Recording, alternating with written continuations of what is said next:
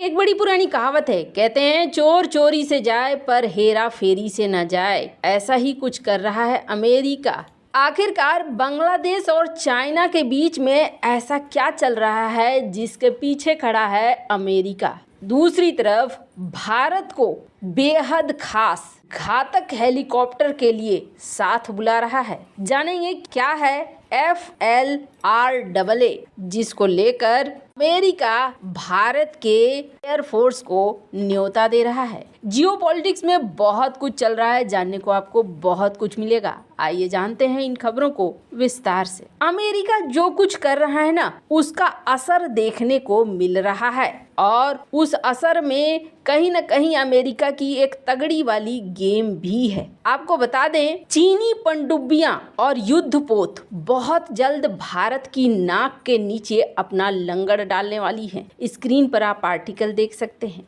बांग्लादेश की नौसेना को पनडुब्बी की सप्लाई करने वाली चीन की नेवी बांग्लादेश के कॉक्स बाजार में एक बंदरगाह का निर्माण कर रही है, जिसका उद्घाटन इस साल की शुरुआत में किया गया था। अब ऐसी रिपोर्ट आ रही है कि चीन की नौसेना यहाँ पर हमेशा के लिए मौजूद हो सकती है। दरअसल चीन ने बांग्लादेश को 2 पनडुब्बियां बेची है और इसके जरिए चीन बंगाल की खाड़ी में पहुंच चुका है। सैटेलाइट तस्वीरों से पता चला है कि चीन ने बांग्लादेश में नौसेना बेस पर महत्वपूर्ण प्रगति की है और बेस का आकार बताता है कि PLA नौसेना जल्द ही बांग्लादेश के बनने वाले बंदरगाह तक लॉजिस्टिक पहुंच हासिल कर लेगी। दूसरे शब्द में कहें तो चीनी पनडुब्बियां सर्विसिंग के लिए बांग्लादेश बंदरगाह पर आएंगी और डॉक करेंगी। विशेषज्ञ इसे चीन की पनडुब्बी कूटनीति बता रहे हैं, जो निश्चित तौर पर भारत के लिए खतरनाक साबित होने वाला है। हिंद महासागर के साथ साथ बंगाल की खाड़ी में भारत को घेरने की चीन की पॉलिसी को बड़ा बूस्ट मिलने वाला है। बांग्लादेश में नौसैनिक अड्डे के निर्माण को लेकर सैटेलाइट तस्वीरों की हालिया विश्लेषण के मुताबिक बंगाल की खाड़ी में पैर जमाने से चीनी नौसेना के चीन के तटों से काफी दूर तक काम करने की क्षमता बढ़ जाएगी। भारत के साथ साथ अमेरिका और उसके सहयोगियों के लिए नई चुनौतियां पैदा होंगी।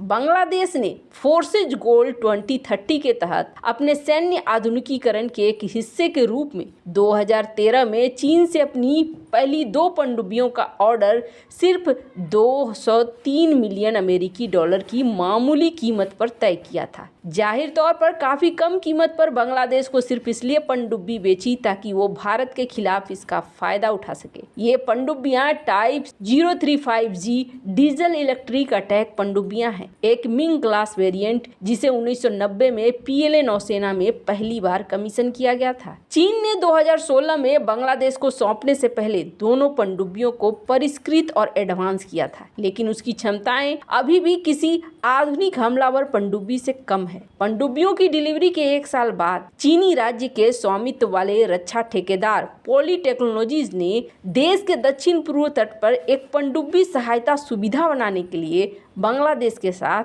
1.2 बिलियन अमेरिकी डॉलर का अनुबंध हासिल किया। बांग्लादेश की अभी के प्रधानमंत्री शेख हसीना के नाम पर बांग्लादेश में BNS शेख हसीना नौसेना बेस का नामकरण किया गया। ये बेस 1.75 वर्ग किलोमीटर में फैला हुआ है और इसका निर्माण 2020 में शुरू हुआ। इस बेस का उद्घाटन मार्च 2023 में प्रधानमंत्री शेख हसीना ने किया था और इसे अति आधुनिक करार दिया गया था। समारोह में कम से कम 2 बड़े PLA के अधिकारी सहित चीनी अधिकारियों ने भाग लिया। पनडुब्बी कूटनीति बंगाल की खाड़ी के साथ चीन के प्रभाव का एक स्नैपशॉट शीर्षक वाली एक रिपोर्ट में कहा गया कि जुलाई 2023 के सैटेलाइट इमेज से पता चलता है कि बंदरगाह का निर्माण तेजी से हो रहा है। चल रहे काम के बावजूद बांग्लादेश ने पहले से ही चीनी निर्मित पनडुब्बियों को वहां तैनात कर दिया है। एक बार काम पूरा होने पर यह बेस 6 पनडुब्बियों और 8 युद्धपोतों को एक साथ डॉक करने में सक्षम होगा। बंगाल की खाड़ी समुद्री कम्युनिकेशन समुद्र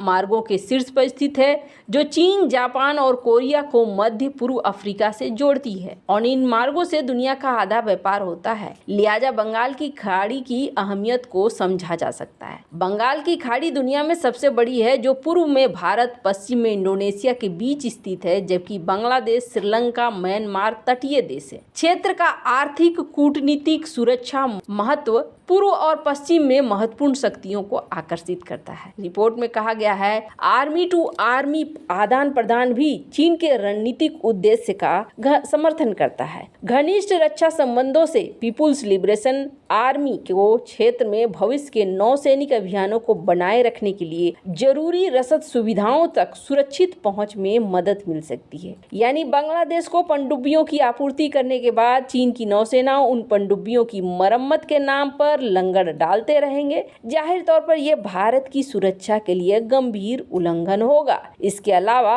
अमेरिकी रक्षा विभाग ने बांग्लादेश म्यांमार दोनों को उन सूची में शामिल किया है जिसमें बीजिंग संभवतः विदेशी सैन्य सुविधाएं स्थापित करने का प्रयास कर रहा है। बांग्लादेश के अधिकारियों ने पुष्टि की है कि चीनी कर्मी अपने पनडुब्बी चालकों को पनडुब्बियों और नए बेस को संचालित करने के प्रशिक्षण में शामिल हैं। चीन ने अपनी तरफ से परियोजना के विवरण को गुप्त रखा है क्योंकि वो जानता है भारत नाराज हो जाएगा और भारत यहाँ पर कुछ न कुछ एक्शन लेने लगेगा। पर आपको बता दें बांग्लादेश की नौसेना की 2 पनडुब्बियां भारत के लिए कोई महत्वपूर्ण खतरा नहीं है क्योंकि एशियाई दिग्गज जो बांग्लादेश को 3 तरफ से घेरता है, बंगाल की खाड़ी में उसका पर्याप्त रणनीतिक हित है। लेकिन दोनों पनडुब्बियां बांग्लादेश के चालक दल को प्रशिक्षित करने के लिए जो आई हैं और चीन जो बार बार यहाँ रहेगा वो भारत के लिए सबसे बड़ी मुश्किल भरा हो जाएगा। आप देखिए बांग्लादेश में चटगांव, श्रीलंका में हम्बनटोटा, पाकिस्तान में ग्वादर भारत को घेरते हुए